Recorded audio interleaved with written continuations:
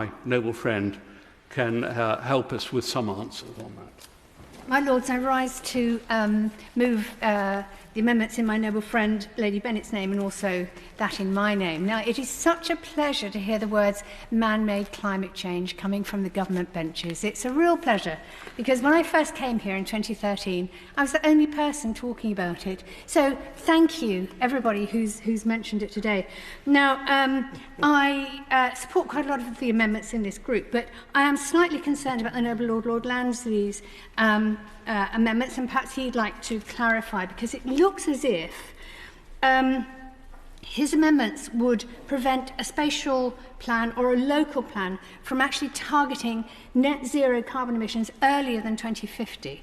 Now, it's very important. It's not enough to achieve it by 2050. We have to make sure that it's done incrementally and not all done at the last moment. Because if that is true, it would create problems for example, the Green-led Stroud District Council, because that's actually targeting to achieve net zero by 2030.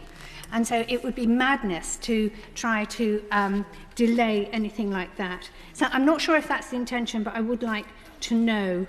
You're going to answer me now before I've finished? All right. Just simply to say, my purpose was to incorporate into the legislation what are existing statutory obligations of local authorities. That would not constrain local authorities from planning for something more ambitious. Thank you. Ambitious is good.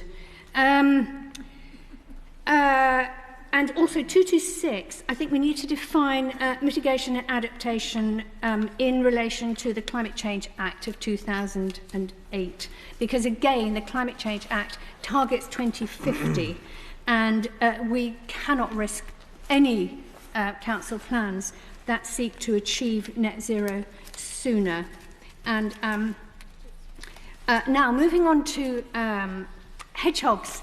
I'm sure everybody I've mentioned this to today is so supportive of holes in fences and hedges for hedgehogs. And I'm really pleased about that because they are an indicator species, which means that we can monitor what's going on with other ecosystems because of hedgehogs. So if they become rare or even extinct, it'll be harder to track damage to ecosystems and the environment.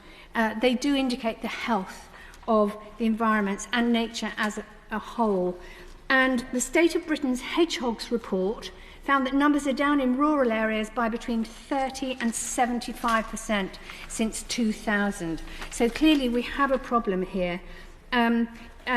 Globally, hedgehogs are of least concern, but here in UK, the population is now classed as vulnerable. So please, I do beg everybody to support this tiny little important amendment. On 273, in the name of my noble friend, Lady Bennett, and I'm absolutely delighted that it's being supported, and the extra amendment from Labour.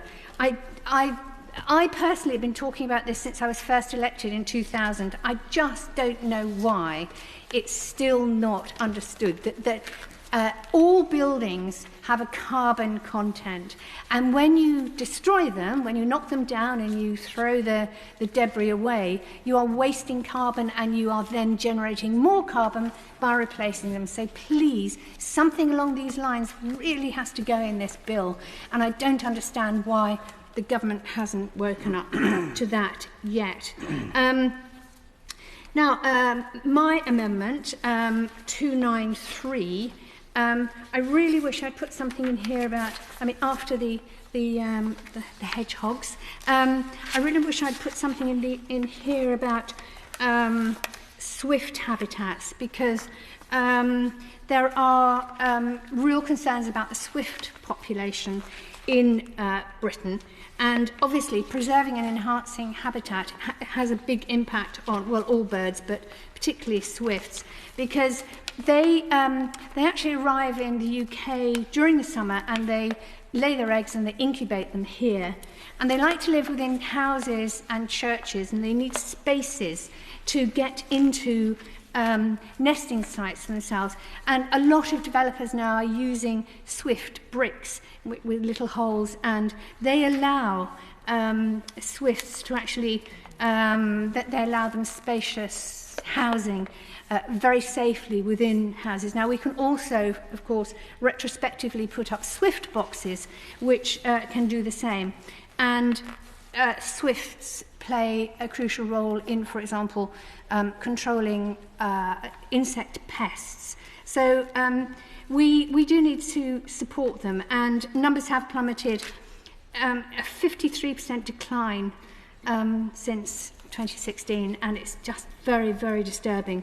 Now, Labour Council in Ealing is doing its best to develop a site that's got a lot of Swift habitat. So I'd be very grateful if anybody who knows anyone on Ealing Council, if they could just point out how destructive this is, and they really ought not to be developing an area that Swifts desperately need in London. I would also, of course, like to point out that you have to have ecological surveys. Most people here care about the nature, and if you don't know what nature is there, then you don't know if you're going to disturb it or damage it in any way. So a survey is absolutely basic to everything, I think, that is part of development of any kind. Thank you for listening.